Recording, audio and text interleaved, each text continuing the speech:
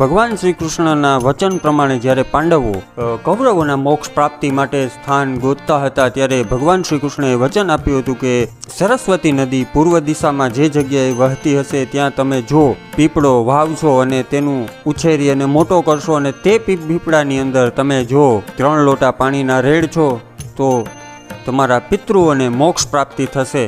તો આ જ કંઈક ભગવાન શ્રી કૃષ્ણએ આપેલા વચન પ્રમાણે આ જે જગ્યા છે એ આ સ્થાન ઉપર આવેલી છે। તો અદ્ભુત જગ્યા છે અને કહેવામાં આવે છે કે પાંડવોએ આ જે પીપળો છે એ ઉગાડ્યો અને એમની અંદર પાણીના લોટા જે 3 ભગવાન શ્રી કૃષ્ણએ કીધું હતું એ પ્રમાણે રેડી અને કૌરવોને મોક્ષની પ્રાપ્તિ અપાવી છે। તે બાદ ભગવાન શ્રી કૃષ્ણ પર યાદવો માટે આ જગ્યા ઉપર મોક્ષ પ્રાપ્તિ માટે આવ્યા હતા અને ભગવાન શ્રી કૃષ્ણએ પણ યાદવોને મોક્ષ પ્રાપ્તિ માટે આ જગ્યા ઉપર પાણી રેડી અને તેમને મોક્ષ પ્રાપ્તિ કરાવી હતી। તો આ કંઈક અદ્ભુત જગ્યા છે અત્યારે।